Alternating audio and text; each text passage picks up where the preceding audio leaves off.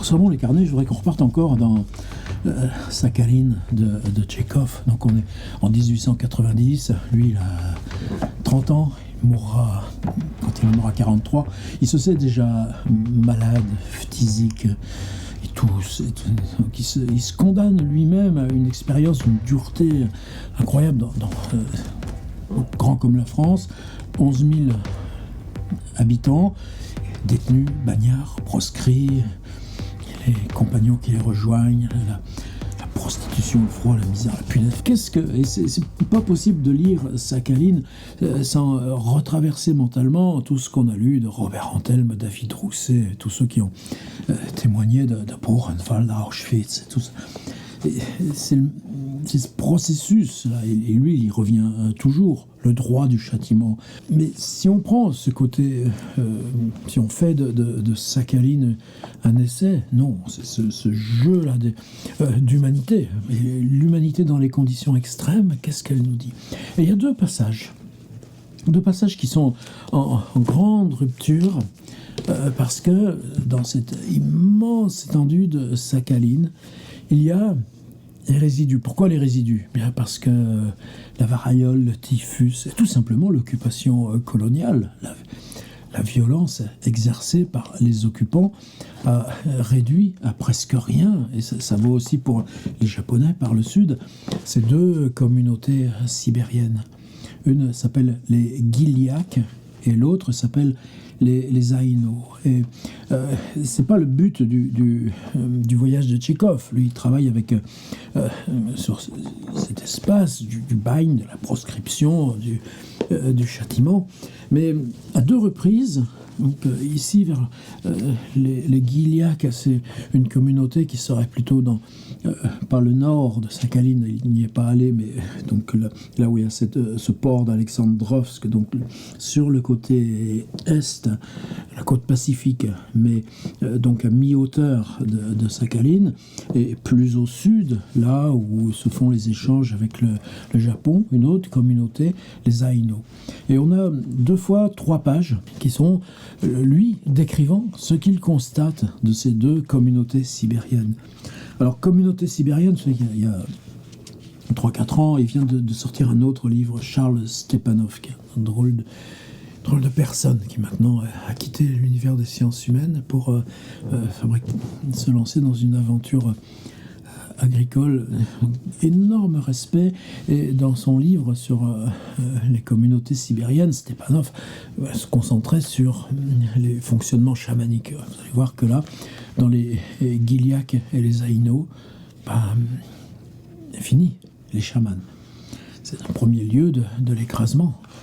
Et c'est pas la question de comment quelqu'un, en 1890, pense la domination coloniale. Tchekhov, il est de son temps. En même temps, il est de cet absolu humain qui voit l'humain, qui cherche l'humain, qui pense, qu'écrit humain, qui saisit de l'humain. Donc, on a un regard qui va être à la fois dur et qui établit la responsabilité du dégât dû au colonialisme, à la fois, il ne s'en éloigne pas. Et je pense que ce témoignage qui rend encore évidemment insupportable, c'est pas la question de ça, mais parfaitement conscient de l'illégitimité totale de l'écrasement colonial, ce fonctionnement-là, de Tchekhov, qui a toujours vécu dans la pire misère, même dans son Tarangog d'enfance, là, entre Rostov et Mariupol, sur la mer d'Azov.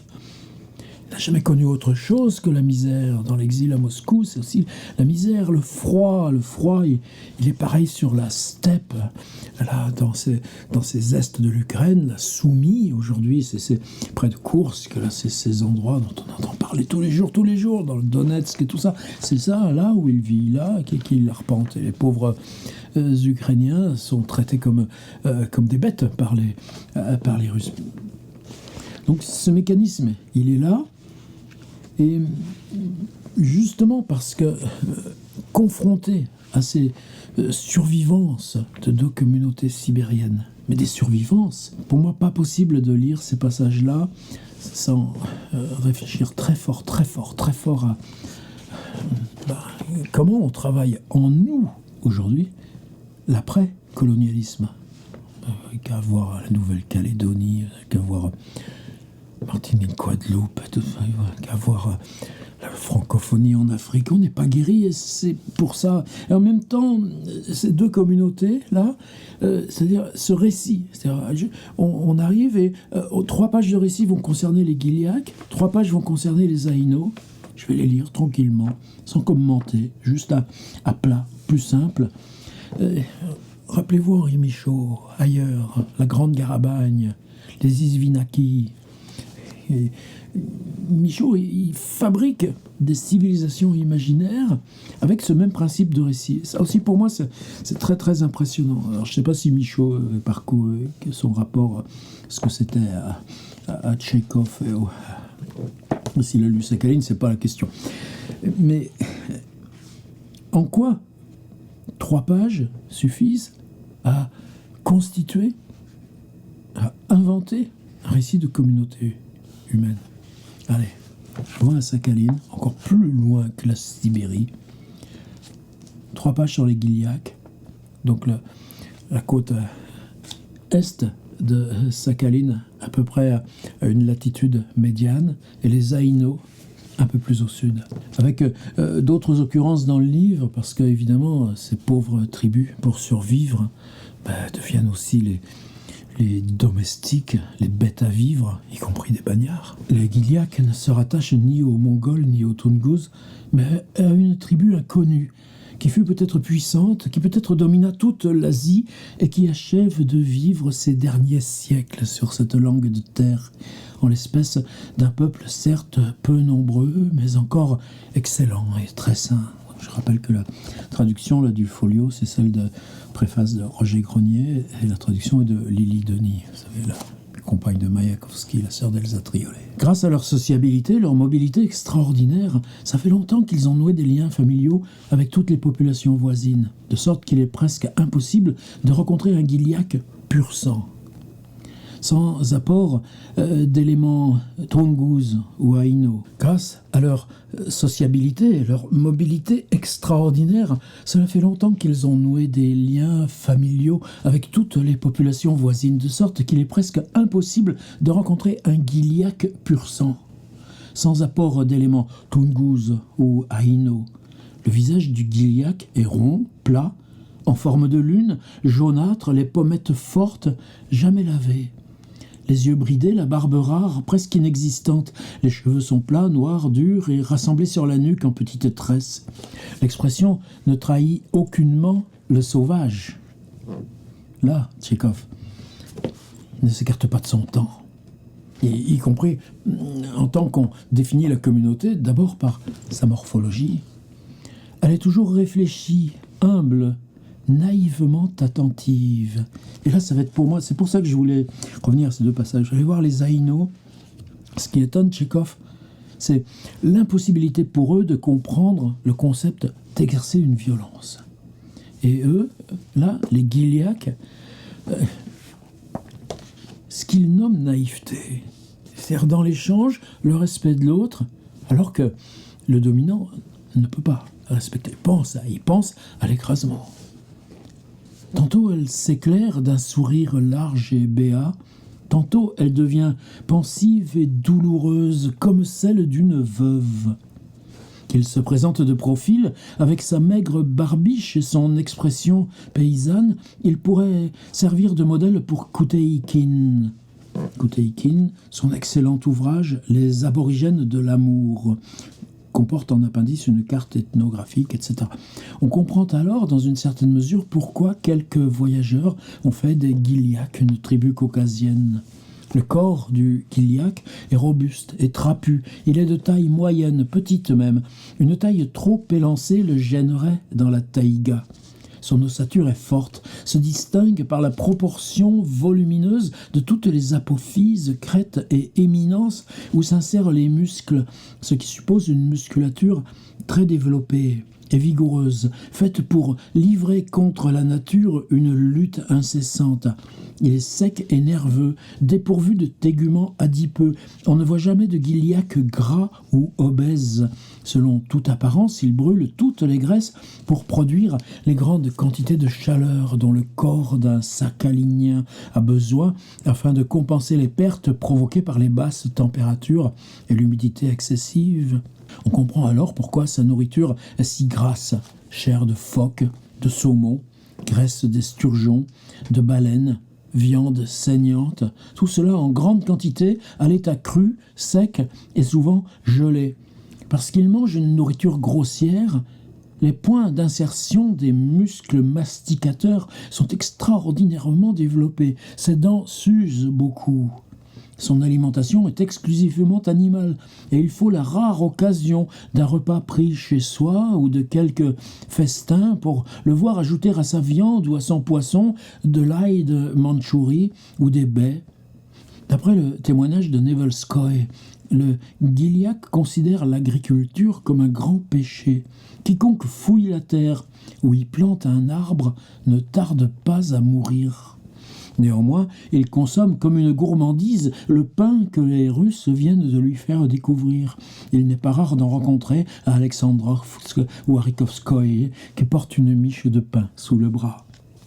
Ses vêtements sont adaptés au climat froid, humide et marqué de changements brutaux. En été, on le voit habillé d'une chemise de calicot ou d'une autre cotonnade bleu foncé, de pantalons identiques, une courte pelisse ou une vareuse en phoque ou en peau de chien, jetée à tout hasard sur les épaules. Il est chaussé de bottes fourrées. En hiver, il porte des culottes de fourrure, mais ses vêtements, même les plus chauds, sont taillés et cousus de telle sorte qu'ils ne gênent en rien ses mouvements, adroits, rapides, lorsqu'il est à la chasse ou qu'il mène un traîneau à chien. Parfois, par souci d'élégance, il revêt une blouse de forçat. Il y a 85 ans, Krusenstern en a vu un dans un somptueux vêtement de soie damassé de fleurs nombreuses. Aujourd'hui, on chercherait vainement un dandy de cette espèce. Pour ce qui est de leur yourte, les exigences d'un climat froid et humide surgissent également au premier plan.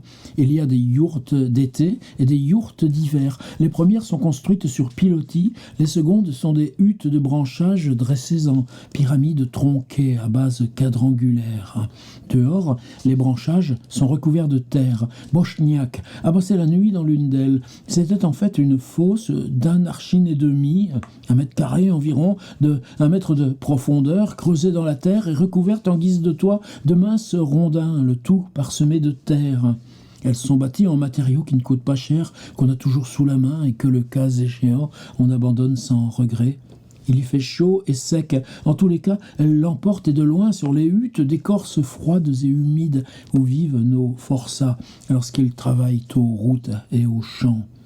Les yourtes d'été devraient être recommandées aux horticulteurs, mineurs, pêcheurs et plus généralement à tous ceux, forçats ou relégués, qui séjournent en dehors de la prison ou en dehors de chez eux. Les Gilliacs ne se lavent jamais, si bien que les ethnographes eux-mêmes ont du mal à déterminer la véritable couleur de leur figure. Ils ne lavent pas leur linge non plus. Quant à leurs vêtements de fourrure et à leurs bottes, ils ont l'air d'avoir été arrachés 5 minutes plus tôt à la carcasse d'un chien crevé. Les Gilliacs dégagent une odeur âcre, lourde. La proximité de leur logis se reconnaît à des relents fétides, parfois à peine supportables, de poissons séchés ou de déchets pourris.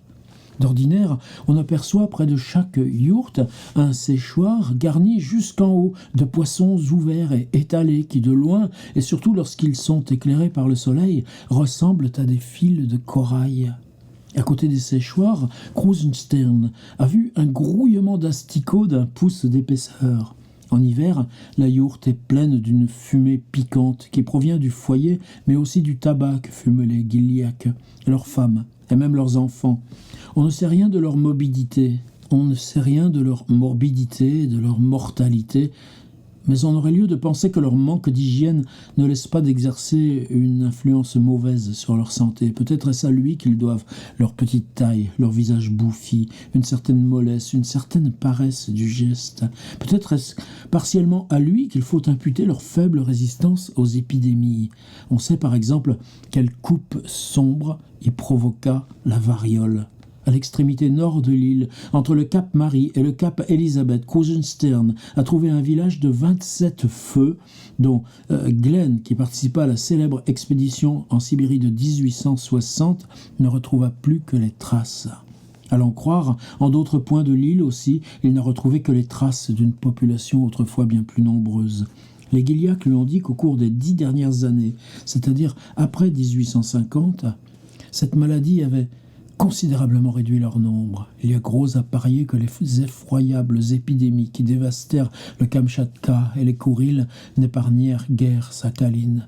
Il va de soi que le plus terrible n'est pas la variole, mais la faible résistance des sujets, si bien que si le typhus exanthématique ou la diphtérie étaient introduits à Sakhaline et parvenaient jusqu'aux yourtes Gilliac, ils exerceraient le même effet dévastateur.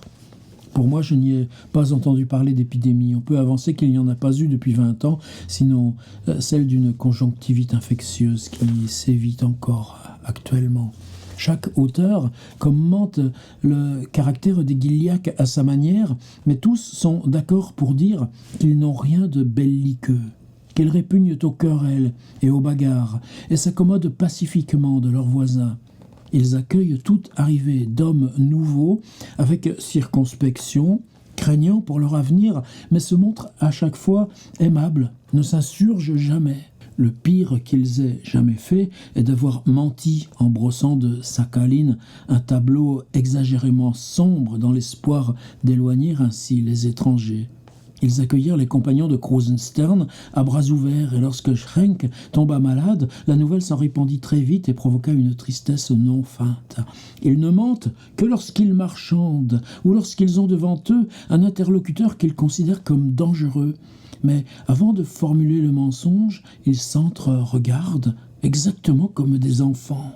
La fausseté, la vantardise dans leur vie quotidienne, en dehors de la sphère des affaires, leur répugne.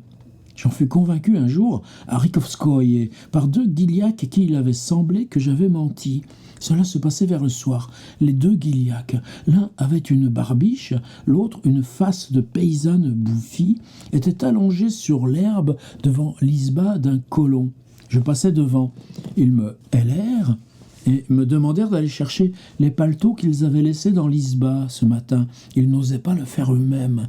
Je leur dis que moi non plus, je n'avais pas le droit d'entrer dans la maison d'autrui en son absence. Il y eut un silence. « Tu es politica, prisonnier politique ?» me demanda celui à face paysanne. « Non. »« Alors, écris. » « Secrétaire, fonctionnaire, ajouta-t-il en voyant que je tenais des papiers. « Oui, j'écris.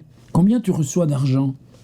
Je gagnais près de 300 roubles par mois. C'est le chiffre que j'avançais. Il aurait fallu voir quelle impression déplaisante, douloureuse même, provoqua ma réponse. Les 2 hommes se serrèrent le ventre à 2 mains, se penchèrent vers le sol et se mirent à osciller du buste comme sous l'effet d'une forte crampe d'estomac.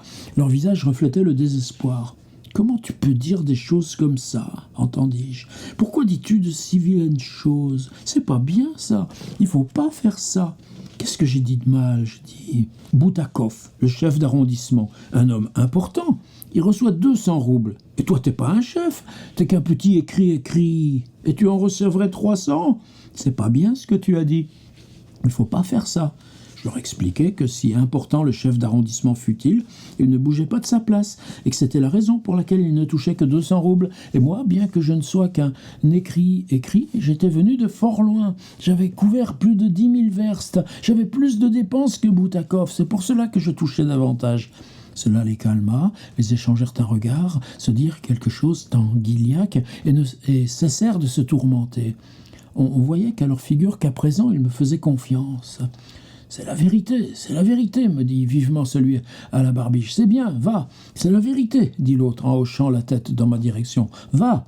De même, ainsi qu'on l'a déjà dit écrit, la notion d'autorité familiale leur est inconnue. Le père ne songe pas qu'il est supérieur à son fils. Le fils ne l'honore nullement et vit à sa guise. Dans la yourte, la vieille mère n'a pas plus d'influence que sa fillette adolescente. Brochniak écrit qu'il a vu à plusieurs reprises un fils tomber à bras raccourcis sur sa mère et la jeter dehors sans que personne ose lever la voix. Tous les hommes d'une même famille sont égaux entre eux. Si vous leur offrez de la vodka, il faut en régaler même les tout petits. Quant aux femmes, elles sont toutes égales, dans l'absence totale de droit, qu'il s'agisse de la grand-mère, de la mère ou d'une fillette au berceau. On ne le respecte pas plus que les animaux domestiques, qu'un objet qu'on peut jeter ou vendre, ou qu'un chien qu'on chasse à coups de pied. Encore que les chiens, les Gilliaques les caressent parfois, les femmes jamais.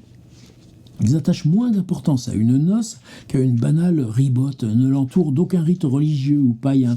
Le Gilliaque troque un épieu, une barque ou un chien contre une jeune fille qu'il emmène dans sa yourte et avec laquelle il s'étend sur une peau d'ours. Un point c'est tout. La polygamie est admise, mais ne semble pas très répandue, bien que les femmes soient apparemment plus nombreuses que les hommes. Le mépris du Gilliaque envers la femme, considérée comme un être inférieur, atteint un tel degré qu'il ne trouve nullement répréhensible de la réduire en esclavage, au sens le plus direct, le plus dur de ce mot. Selon le témoignage de Schrenck, ils emmènent souvent des femmes Aïno en captivité. Il est probable que la femme est pour eux un objet de commerce, au même titre que le tabac ou le calicot. Strindberg, l'écrivain suédois, ce misogyne célèbre qui voudrait que la femme fût uniquement destinée à se soumettre aux caprices de l'homme, se trouve par conséquent en communion d'idées avec les Gilliaques. S'il venait à Sakhaline Nord, il pourrait se donner de longues accolades. Après les Gilliaques, un petit tour chez les Aïno. Les Aïno sont hâlés comme des tziganes. Ils ont de grandes barbes en éventail, des moustaches et des cheveux noirs, durs et épais. Leurs yeux sont noirs, expressifs et doux. Ils sont de taille moyenne et de corpulence vigoureuse, trapus, les traits du visage épais, plutôt grossiers, mais suivant l'expression de Ripski-Korsakov, le marin, ils n'ont ni le visage plat des Mongols, ni les yeux bridés des Chinois. On trouve que les Aïno barbus ressemblent beaucoup aux moujiks russes, et c'est vrai. Lorsqu'un Aïno revêt sa robe, qui ressemble un peu à notre tchouïka, et se serre à la taille d'une ceinture, il se met à ressembler au cocher d'un eau marchand. Leur corps est couvert de poils noirs, parfois assez épais sur la poitrine, mais on ne saurait dire qu'ils sont hirsutes. Cependant, leurs cheveux et leurs barbes, d'ordinaire extrêmement rares chez les sauvages, n'ont pas manqué de surprendre les voyageurs, si bien qu'à leur retour, ils les ont quand même décrits comme des êtres hirsutes. Nos Cosaques, qui se faisaient payer tribut au siècle dernier dans les îles Kouriles, les qualifiaient de même. Les Aïno vivent en étroit voisinage avec des peuples dont le système pileux est singulièrement pauvre, et il n'y a donc rien d'étonnant à ce que leur large barbe plonge l'ethnographe dans l'embarras. Jusqu'à présent, la science n'a pas su retrouver la place exacte qu'ils occupent dans le système des races. On les rattache tantôt aux Mongols, tantôt aux Caucasiens. Un Anglais a même découvert qu'ils étaient les descendants d'une communauté juive rejetés dans la nuit des temps sur l'archipel japonais.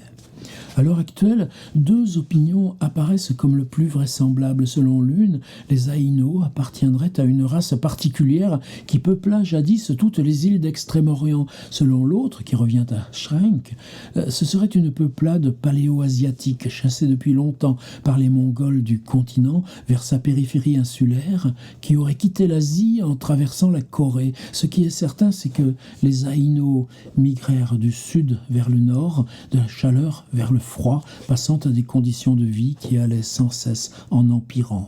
Ils ne sont pas belliqueux et ne supportent pas la violence. Ils ne furent pas difficiles à soumettre, à réduire en esclavage ou à évincer. Les Mongols, les chasseurs d'Asie, les Japonais de Nippon et Matsumae, dans Sakhaline même, les Gilliaques leur interdirent de remonter plus haut que la Taraïka. Aux îles Kouriles, ils se heurtèrent aux Cosaques tant et si bien qu'ils finirent par se trouver dans une situation sans issue. Aujourd'hui, l'Aïno, qui va d'ordinaire tête nue, pieds nus et pantalon roulé au-dessus du genou, s'il vous rencontre sur son chemin, vous fait la révérence, en vous regardant avec une gentillesse triste et douloureuse, de malchanceux, comme s'il voulait s'excuser de n'avoir pas encore, malgré sa grande barbe, réussi à faire carrière. Pour d'autres détails les concernant, on pourra consulter Schrenk, Dobrotvorski, Polonsky.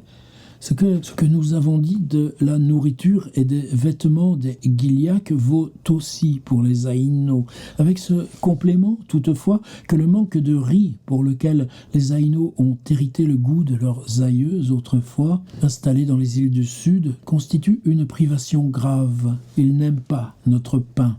Leur nourriture se distingue par une variété plus grande que celle des Gilyak. Outre la viande et les poissons, ils consomment toutes sortes de plantes, de mollusques, de ce que les mendiants italiens désignent du nom général de frutti di mare. Ils mangent peu à la fois, mais souvent, presque toutes les heures. On ne leur remarque rien de la gloutonnerie habituelle des sauvages du Nord. Comme les nourrissons sont contraints de passer directement aux poissons et à la graisse de baleine, on les sèvre très tard. Rimsky-Korsakov a vu une femme Aïno donner le sein à un enfant de 3 ans qui se déplaçait parfaitement de ses propres moyens et portait même accroché à sa ceinture de cuir un petit coutelas comme les grands. Les vêtements et l'habitat trahissent une forte influence du Sud, pas celui de Sakhaline, mais le Midi véritable. En été, les Aïnos portent des chemises tissées d'herbes ou de fibres de bois. Autrefois, lorsqu'ils étaient moins misérables, ils portaient des peignoirs de soie. Ils vont tête et pieds nus tout l'été et l'automne jusqu'aux premières neiges. Leurs yourtes sont enfumées, nauséabondes, mais tout de même beaucoup plus claires, plus propres et pour ainsi dire plus convenables que celles des Gilyak. Près d'elles se dressent des séchoirs à poissons qui répandent loin aux alentours une odeur moite et suffocante. Des chiens hurlent, se battent.